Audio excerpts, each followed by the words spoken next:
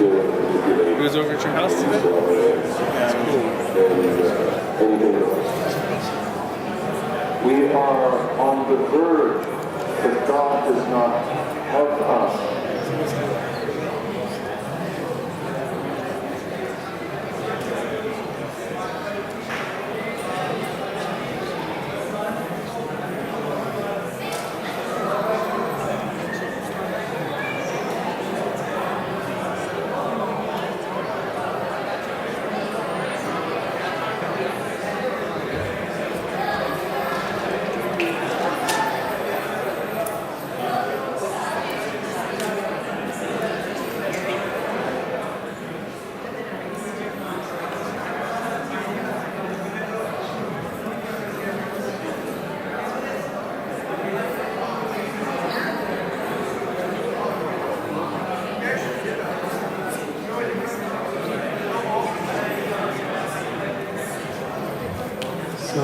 So, we're going to get started. Our visitors,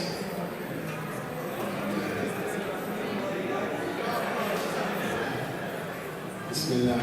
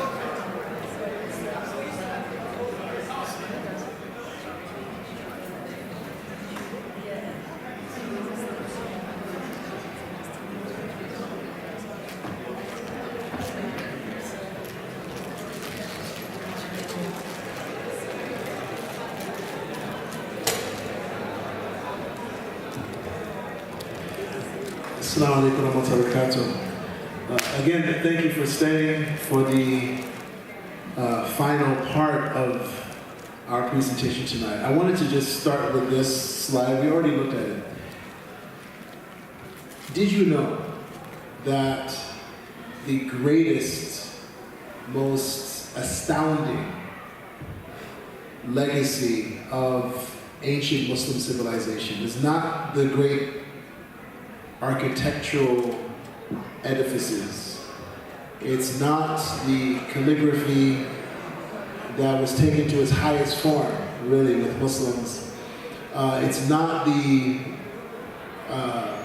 other arts and sciences that We often hear about 1001 Muslim inventions and the astrolabe and optics and all of these incredible pioneering vistas of scientific and technological breakthrough that Muslims led.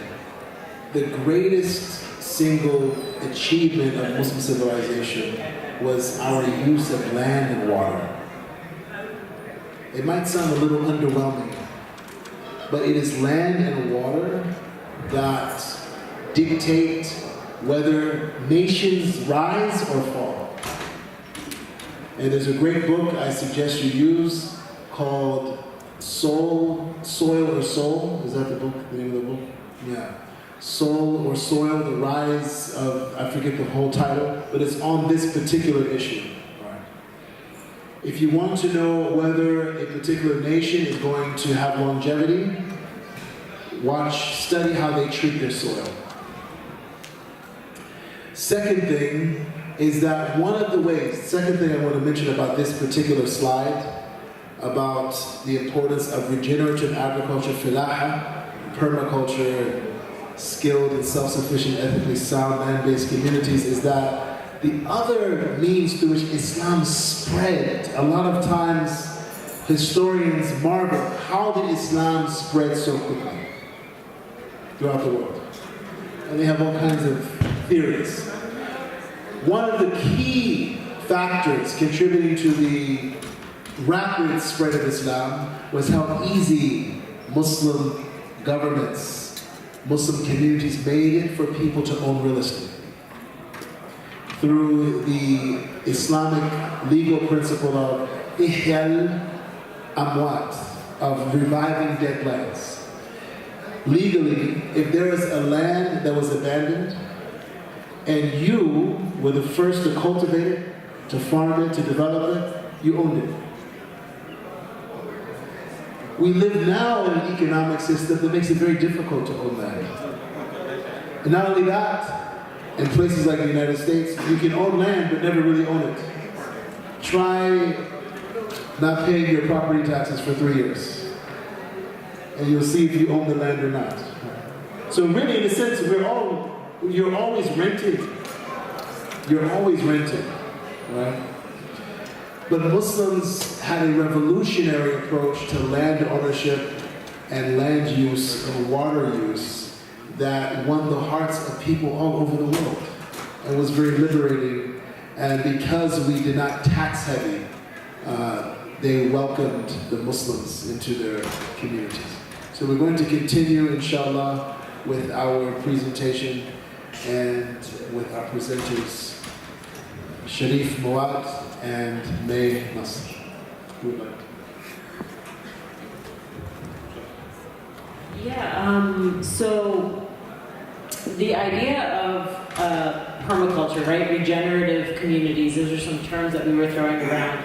And Muslims owning land and Muslims cultivating land. So going back to first principles, there's a lot that we took out of Zawiya, a lot that we talked about, right? 9 days of really deep, intense discussions and talks.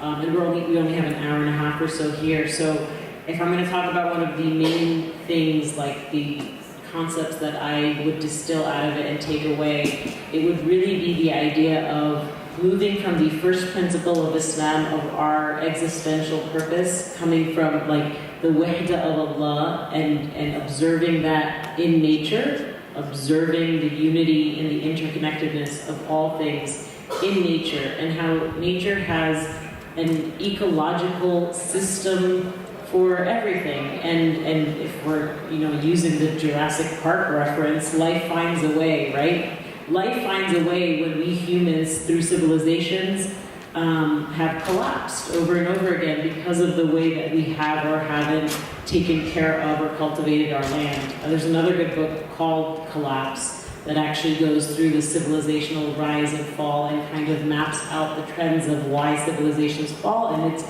due to major issues like the ones we see today, like deforestation, soil erosion, and these aren't just like, the new green wave, like let's take care of the earth movement, this is something that comes through our existential purpose as Muslims. Part of our existential purpose that Allah subhanahu wa ta'ala put us on earth for is to be vicegerents, to cultivate the land, to take care of the land. And so if we can move in that direction, then we really need to be investigating alternative lifestyles, of alternative ways of taking care of the earth, of really cultivating and producing our own food. Like Dr. Amr said, it's a revolutionary act. It's a revolutionary act because the system, post-enlightenment, the industrialized, modern system is to not own, to be consumers and to not be producers, right? And we want to be producers because that is our purpose. That's how we fit into the ecology of the world.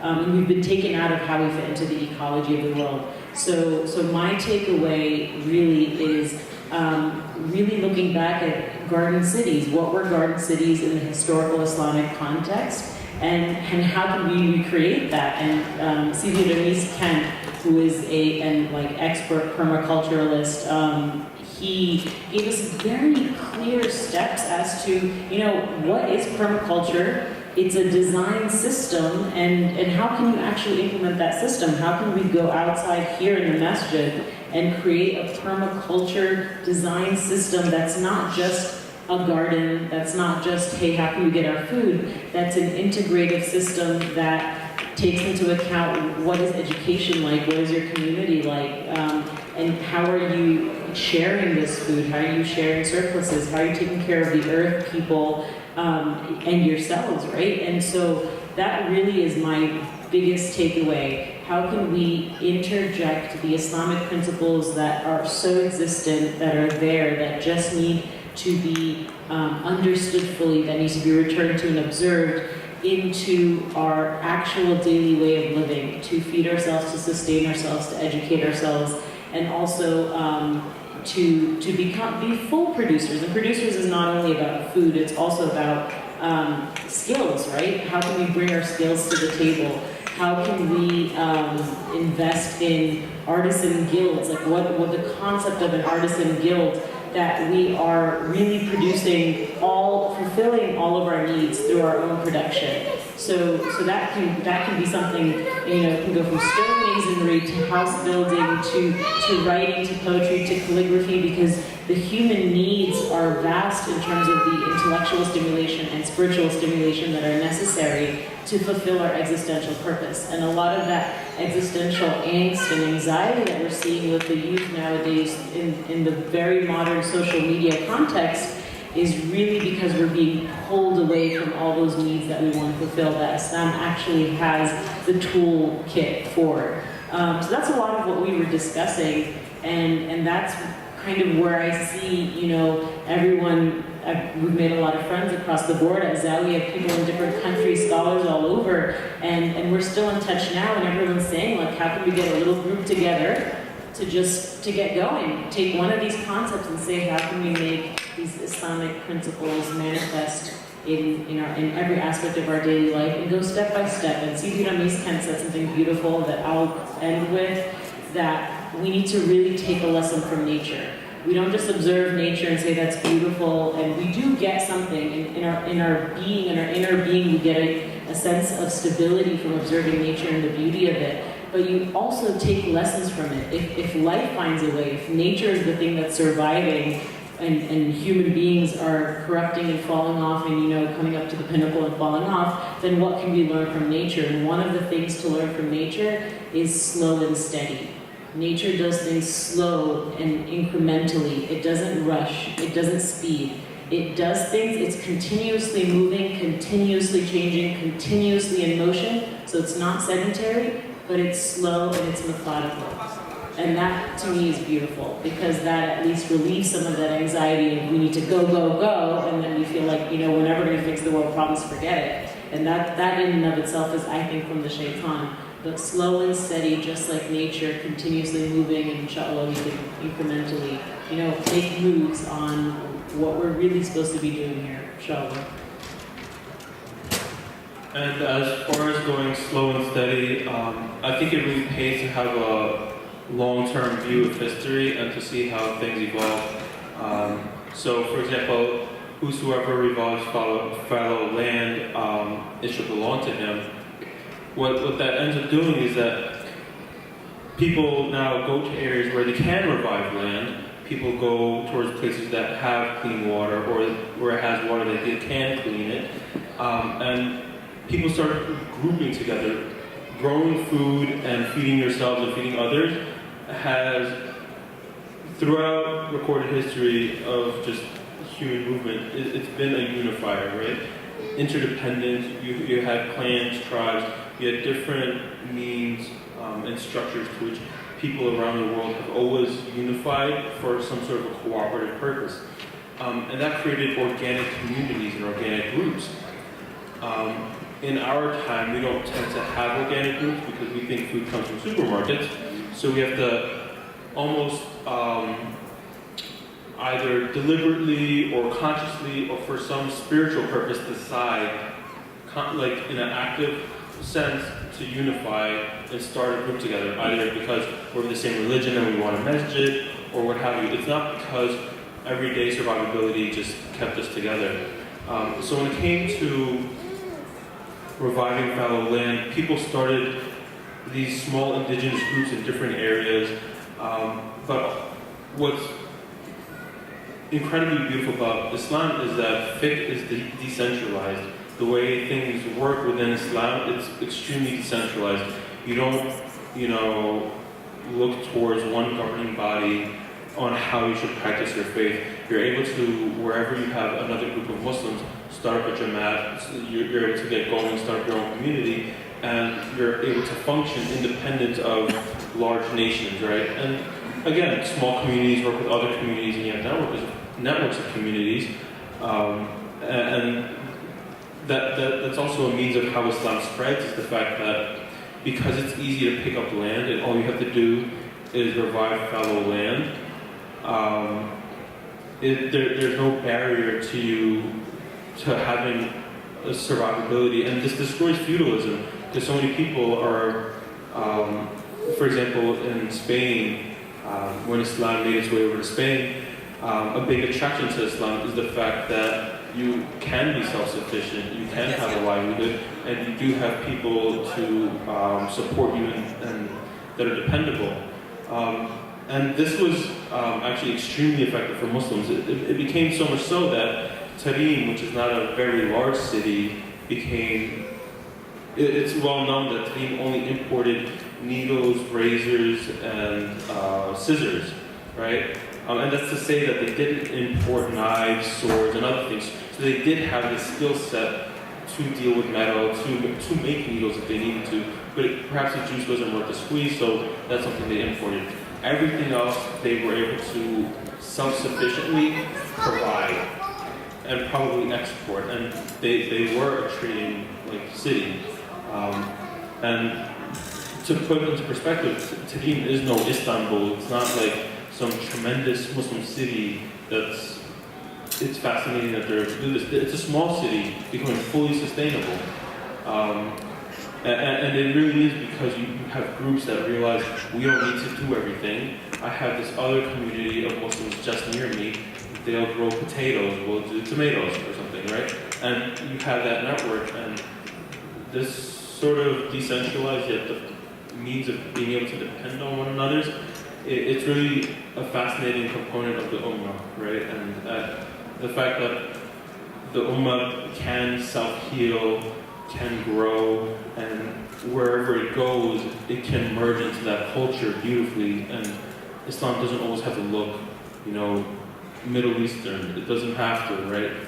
Wherever Islam went, it matched that area, and that's what makes Islam such a mosaic and such a unifier to all humans and to all just beings.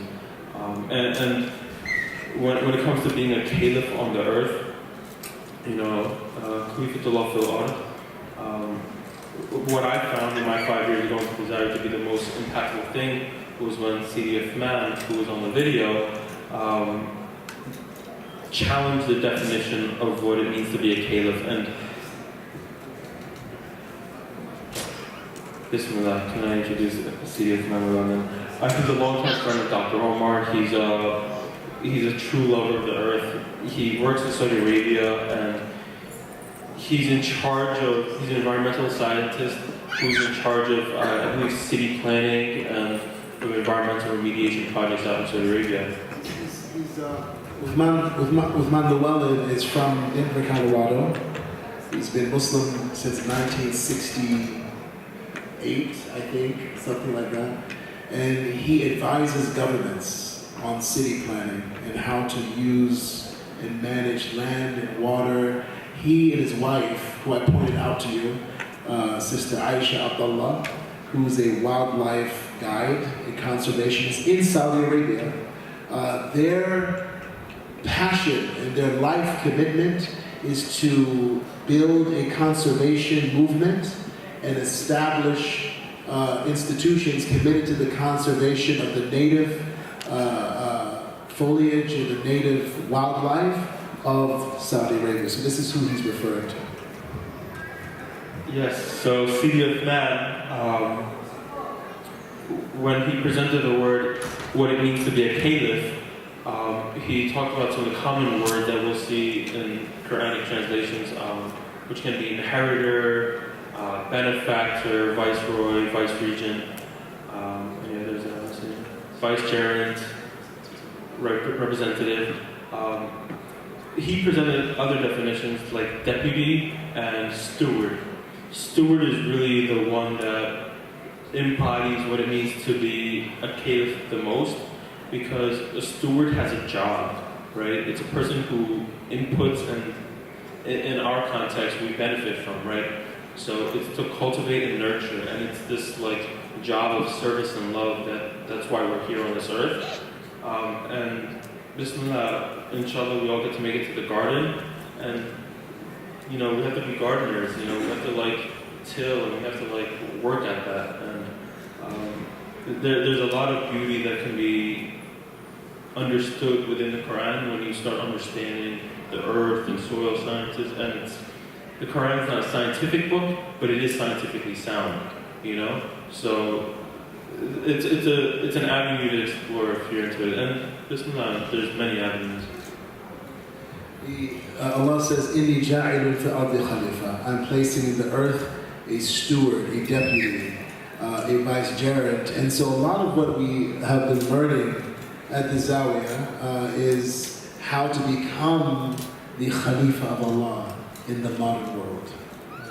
And this is something that every Muslim has, and every human being has the potential to realize in their lifetime.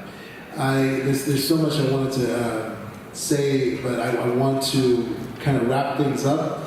The guilds were organizations of trained and highly skilled professionals who, instead of being at the mercy of a corporation, right, with the CEO, the head of the guild was a master of their profession.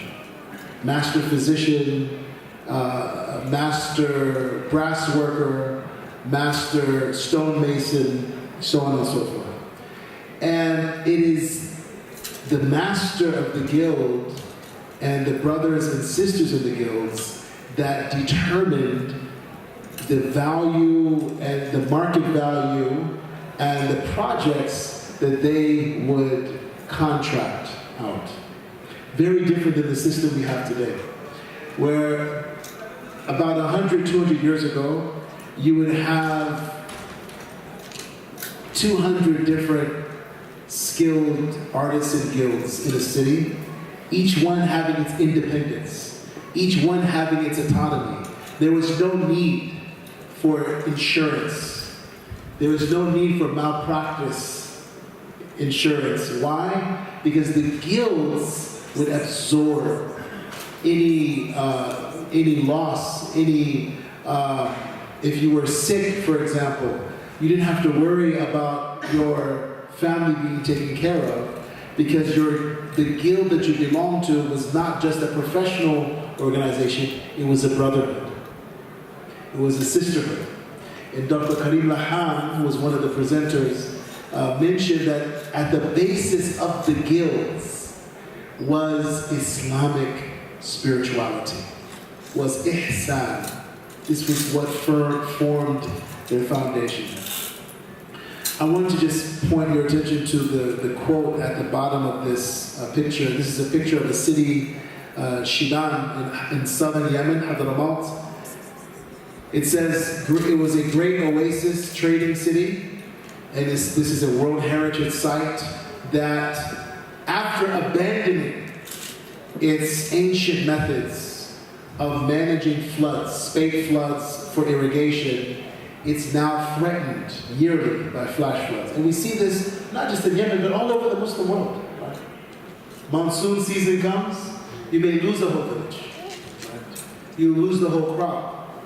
And this problem is rooted in us abandoning our ancient agricultural methods for modern corporate agricultural methods that don't show the land its respect and are not merciful towards the land. This is a picture of one of the classes. There's our beloved Sheikh Hisham Mahmoud, who was here for the Celebrate Mercy event. He was with us this year. You can see him sitting at the table. He gives a khutbah every year at the Rosadas that summarizes the whole retreat in English and in Spanish. And last year, it was in poetry form as well. Yeah, mashallah. This is their cafe, Barakatos. This is the balance. Nature, human society, our values. This is an example of the terracing. Who can guess where this is? Where do you think this is? China? No. Not China, not Indonesia. So? Nepal? No. Jordan? No. Not Spain. Yemen. Yemen. These terraces would take hundreds of years to develop. And what Anthony Milroy, who was one of the instructors this year, not Muslim yet, very close to Islam, this is a British Englishman. He's an engineer. He's not only an engineer, he's been knighted by the Queen, right? He's Sir Anthony Milroy. Lived in Yemen 45 years. He's a Yemeni. On the outside he's English, but inside he's Yemeni.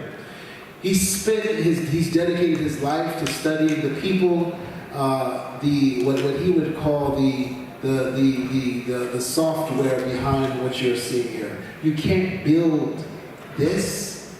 And why is this so important? So that when it rains, there's no erosion. So when it rains, the water is saved in a reservoir at the bottom so that all of the plants and all of the animals can benefit for weeks and months.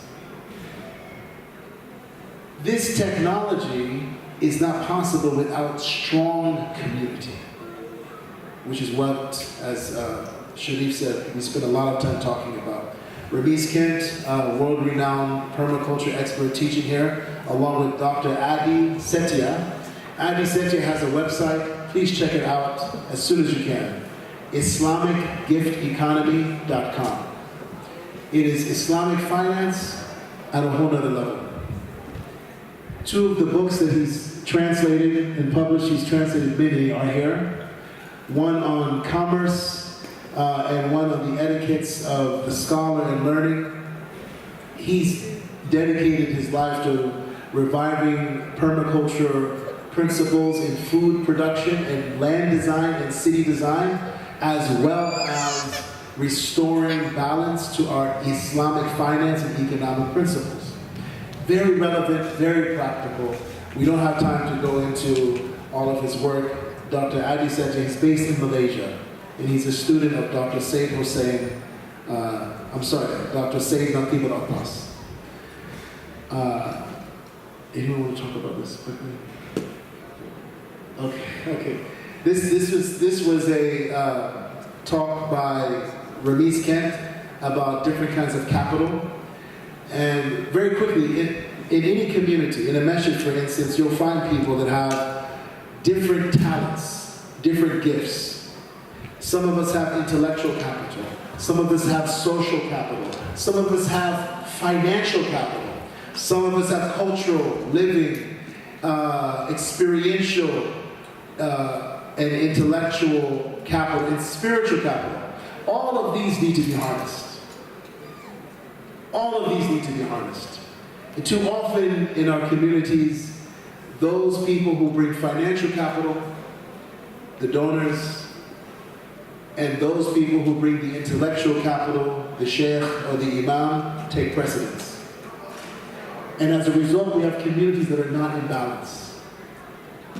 We have to rethink and reimagine how we communicate eminence in Islam.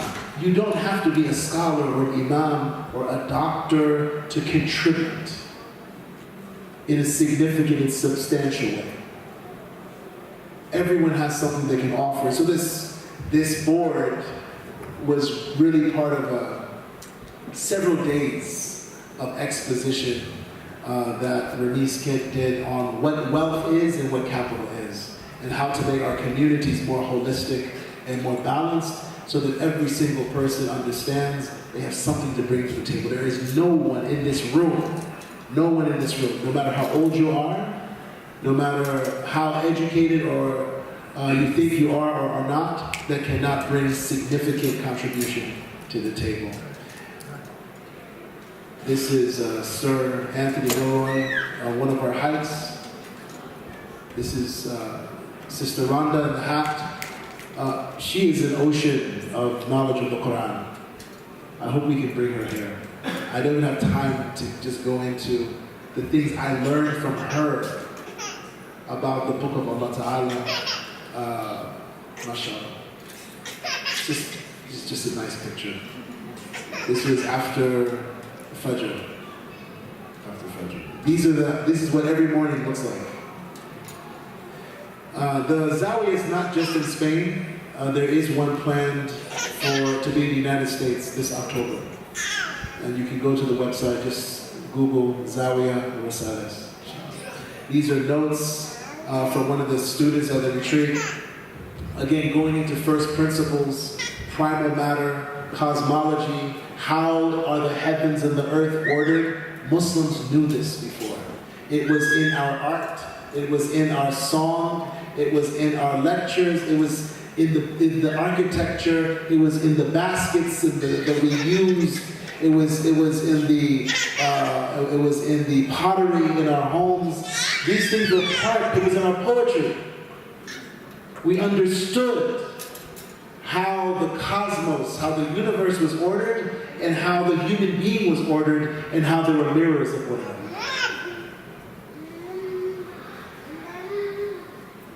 At the bottom, she wrote, and this is from one of the lectures of Dr. Karim Dahan, who was an attorney in England, as well as a PhD in Islamic studies, and a stonemason, and a beekeeper.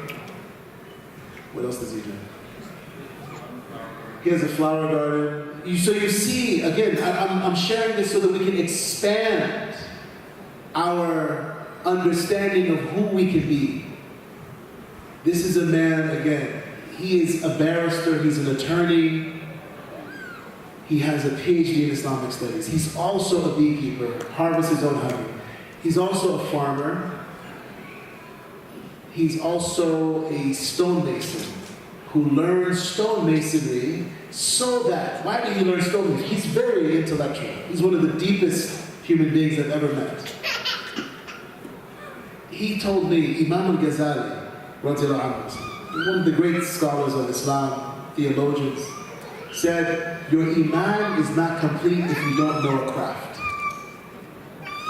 Imam Ghazali says, your iman is not complete if you don't have a craft that trains you how to produce something with your hands. Because every craft goes back to one of the prophets. Every craft. Every craft. And Muslims knew this. Every craft, whether you were a tailor or a shoemaker or a baker or a carpenter or an architect like Imam Mendes in Istanbul, every artisan knew their isnad, their chain of transmission going back to one or more of the prophets. And so again, we need to change our understanding of what Islamic knowledge is. It is not only knowledge of the Quran and knowledge of the Hadith that allows you to connect through asanid, through chains of learning to the Prophet ﷺ, and by extension to Allah Ta'ala. It is also through professions. It is also through the trades. And when every Muslim in the community, whether you're a computer engineer or a physician or an attorney or a plumber or whatever, when everyone understands and appreciates their own connection to Allah subhanahu wa ta'ala through their profession, everything changes. You're not just looking at the imam or the sheikh saying, I wish I could be a sheikh or imam so that I can. No, you yourself have your own connection. But what happened? What happened with colonialism? Our educational systems were replaced by educational institutions that cut us off from those chains of transmission in our professions. So she says, traditional cities in the Islamic sense were designed in a way that honored the tasbih, the declaration of God's transcendence in nature, rather than impose on it or remove it and replace it. Traditional cities were still capable of reminding people of the divine. And there are studies that have shown that our cities today actually increase the likelihood that a person will become agnostic or atheist. Whereas going out into nature increases the likelihood that what? You'll be a person of faith, no matter what your religion is. The way our cities are designed increases kufr. The way Muslims designed cities in the past increased iman. So now the Muslim city planner needs to understand what are the first principles behind our Muslim garden cities. So that we're not just building a city that's based on a Western model that fosters doubt and skepticism about God's existence. And then we have a masjid there and say that's an Islamic city. It's not just an Islamic city because there's a masjid, or because there's a halal butcher, or because we add all these superficial things, but the very principle should reflect that reality. This was a session we did. People from all over the world spoke about different projects they were doing. We had about 200 people at this retreat. 200 people from every continent. Every continent. And this sister was from Malawi. She works at a school in Malawi. Terraces. This is a breakdown of the law of balance that is necessary to build healthy communities and ecologies. At the end of the retreat, there's a banquet. Very beautiful banquet, mashallah. In the center here, the man with the blue shirt in the center, that's Abdul Samad Ramelos. And next to him is his daughter, Adiba. She was the head of the archive, the manuscript archive in Cairo for several years. They lived in Saudi Arabia when they were young, and they all speak fluent English, Arabic, Spanish. And then next to him is his son-in-law, Dawood Sat. There's a book, you can get one of his books at Barnes & Noble. He has a book on Islamic geometry or sacred geometry that you can read. An amazing book. And Ramiz Khan Sheikh Shah. And then this is the closing ceremony, the masjid. I'm going to ask Sharif and May to comment on these last two slides. These are the last two slides. The first slide deals with principles for regenerative enterprise and how those relate to the individual, to ecology, and to the community. And the last is a quote from the founder of permaculture, so to speak. He didn't actually found it, but really rediscovered and codified it, and codified its principles, Bill Mollison.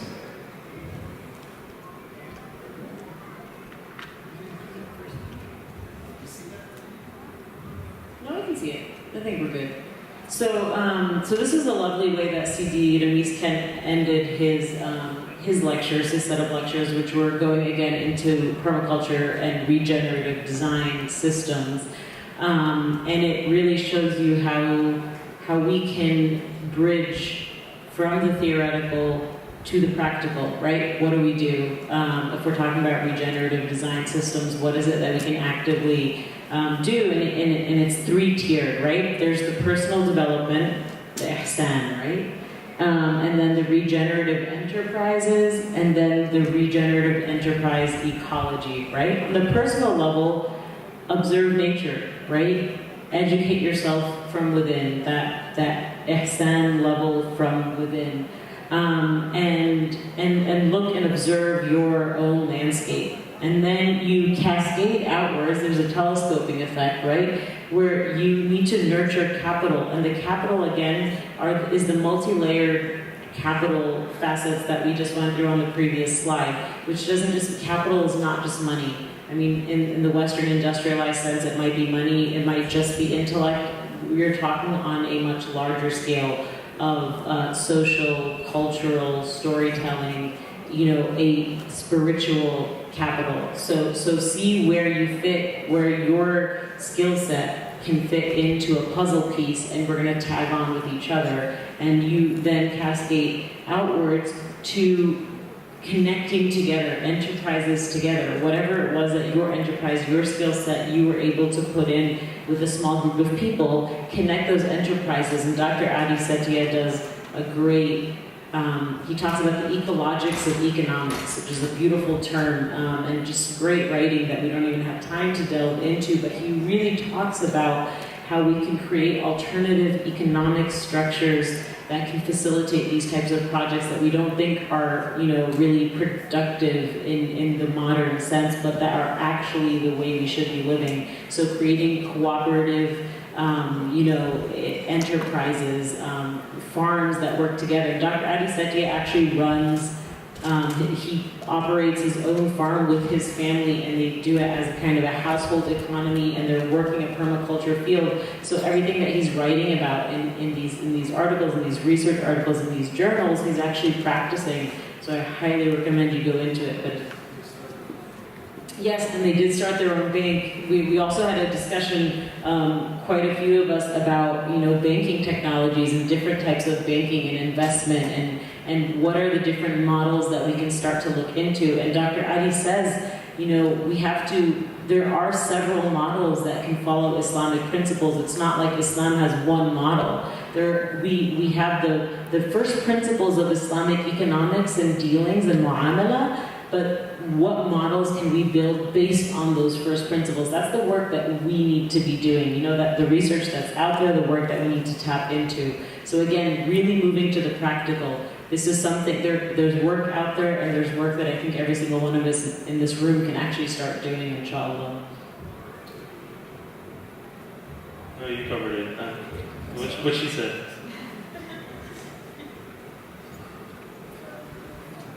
The greatest change we need to make is from consumption to production, even if on a small scale, in our own gardens. If only 10% of us do this, there is enough for everyone. Hence the futility of revolutionaries who have no gardens, who depend on the very systems they attack, and who produce words and bullets, and not food and shelter. This is kind of funny because I actually want to end on a Bill Mollison quote as well. And just to roughly sum it up, because I don't want to have to find the page, Bill Mollison talks about how there's a difference between two different forms of martial arts that Bill Mollison discusses in one of his books, and that's Aikido that he focuses on versus other forms of karate. many forms of karate sort of have a mentality of attacking with a certain amount of brutality that's greater than the opponent, or to take an opponent's attack and use it against them in some sort of shape, way, or fashion. Whereas Aikido's philosophy, at the heart of it, is harmony and the seeking of harmony.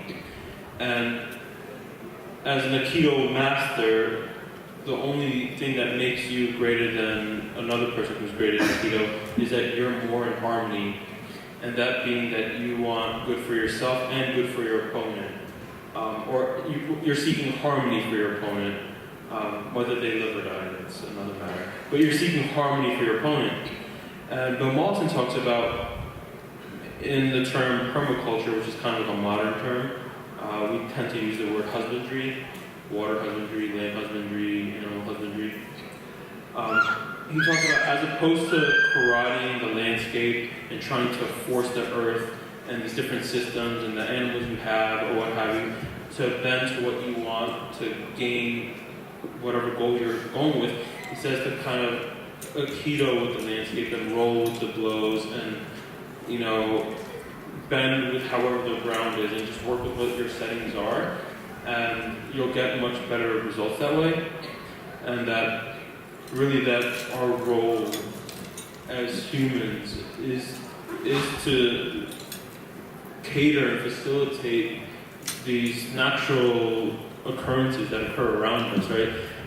We don't need to force each bee to pollinate each flower. We just need to facilitate things in a way that's harmonious, and when we're doing our job, we're giving animals jobs. The chickens can now scratch the earth and do their own things, and there's this whole network where we don't have to do this whole revolutionary thing of break everything. It's just put your hand in the soil, move things a little bit. It doesn't have to be this really aggressive, destroy the systems kind of mentality. So there's these two extremes. And Bill Mollison kind of Aikido's the whole sort of situation quite nicely. Thank you so much. And so Bill Mollison passed a few years ago. His successor, his name is Jeff Lawton. That's Geoff. He's an Australian, as Bill Mollison was, and he's Muslim. His name is Jamil. He's the top permaculture expert in the world right now. And so we have an opportunity as Muslims to really take advantage of this particular design system. Alhamdulillah, I want to thank everyone here. Please come. Mariam? Yeah. Just as we close. I'm going to let Mariam at the back have our final remarks. She was at the Zawiya last year. And we first met in Fez. Yeah. So we first met in Fez, Morocco, where one of her ancestors, many of her ancestors are hail from, alhamdulillah, and she later came to the Zawiya. Assalamu alaikum, everyone. I'll keep this short because I have the last train back to New York City is at midnight, so I have to catch that. I didn't even know that this was going to be about the Zawiya. But now that I have the opportunity to say a few things about it, I think from my own personal perspective, I work right now in Saudi Arabia with the environmental authority there. And some of the things that I get to do is I get to go to different international agreements about the environment and to different conferences that discuss them. And I get to see firsthand what are they talking about in those rooms and what considerations are they putting first. And the very sad thing is that all too often it's not really the environment, it's about the national interests of these countries that all too often end up it's basically how everyone can take advantage of the current globalized system, which basically runs completely counter to all of the principles that we've been discussing now. And I think that's really because, and that's something that, Dr. Ahmad and the rest of the scholars of the Zawiya, they make it clear that that's really a reflection of the spiritual outlook that the system is based on. It's based on dunya, it's based on the material, and nothing further than that. So when you're just focused on the dunya, the kind of degeneration that you see is a result of that ethos and that worldview. And the interesting thing is that, there are two extremes when it comes to the environment. Either you have the very, so-called practical people of the sort, in the globalized system who basically don't really care much about the environment and who have brought about the current situation. And on the other side, you have the deep green ecology, radical environmentalists who think that humans are a plague upon the earth and should basically be, would be better off for everyone if humans just disappeared tomorrow. But alhamdulillah, in Islam, as in most things, we have balance, because we know that we have a role and we have a responsibility as well as the khalifas on earth. And so I think that when it comes to, realizing all of this, it's kind of overwhelming, and it's kind of, what could I possibly do? And, just like Ustadha May mentioned, it's the challenge of moving from the theoretical to the practical. So, just like the Quran talks about how all civilizations of the past were cyclical, and it talks about the stories of the peoples of the past in ways that make it clear they were making the same mistakes over and over again. And those mistakes rooted from their outlooks on the world. And so I feel like one way to bring the theoretical to the practical is really look at how each of us in our own lives can try to focus on how we can better implement our longer-term vision in our everyday lives, which is basically what we're supposed to be doing anyway through ihsan. So, I'm sorry. Jazakallah khairan. We're going to close with dua and then open up for Q&A. There's a special dua request for Nasima, the sister of Zia al-Islam, who just had a heart attack and stroke in Pakistan. May Allah Ta'ala give her complete healing and well-being. Shifa and afiyah. We want to pray for Imam Usama Cannon, the founder of Ta'leef Collective, who we saw in the picture we saw at the very beginning. Some of you may know or may not know, he was diagnosed with Lou Gehrig's disease, with ALS, a year ago. And his body has rapidly deteriorated. I saw him when I was in California a few weeks ago, and his body's very weak. He can only walk with help. Right? He's a young man, he's 41 years old. But his spirit is strong. His heart is strong. And his main message to us, I'm going to tell you the main thing he said to us. The sickness that he's had the past year has taken him out of the battle. He's not on the battlefield anymore. Let me rephrase that. He's taken him off the battlefield. He's still in the battle. And he said now he's watching the battle from the outside. And this is what he said to us. He said, we're losing. That's one thing. We're losing the battle. He's talking about the battle for hearts. Right? The battle for the hearts of human beings. The battle against atheism and agnosticism and capitalism that has no limits, socialism that has no limits, secularism that has no heart, no transcendence. He says we're losing the battle, and not only that, we're fighting completely wrong. And he said, so that's how he started. That's how he started. He's only 40, but he speaks like he's in his 80s. So we'll make dua for him, and also for Imam Suhaib Sultan, who's sick with pneumonia. Please keep him in your dua. بسم الله الرحمن الرحيم والحمد لله رب العالمين وصلى الله على سيدنا محمد وآله وصحبه وسلم اللهم رب الكريم رب العرش العظيم اشفيهم بشفائك اللهم اشفي جميع مرضى المسلمين اللهم اشفينا واشفي مرضانا وارحم موتانا وفك أسرانا يا رب العالمين اللهم وفقنا لما تحب وترضى والله heal them and give them healing and afiyah. Allahumma afihim wa shfihim, ya shafi, ya mu'afi, ya kafi. Oh Allah, we ask that you give us success to do that which you love and that which you are pleased with.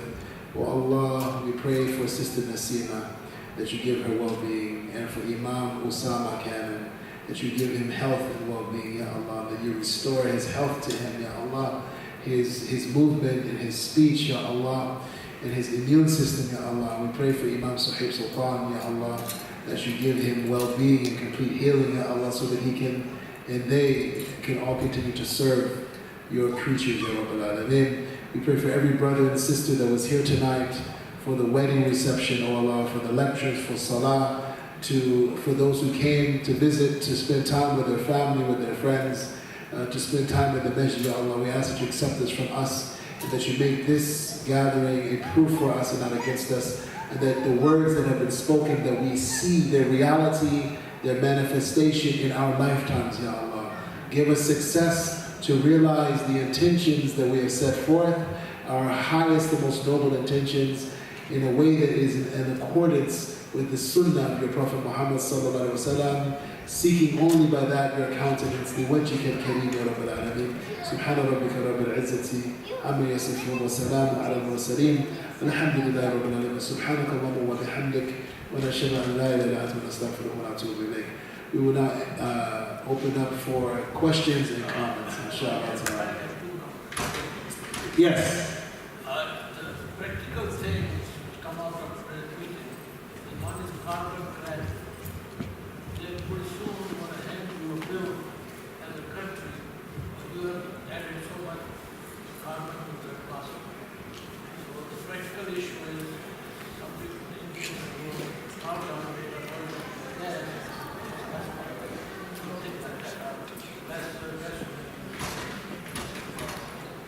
That's one issue I think we need to seriously. Second issue,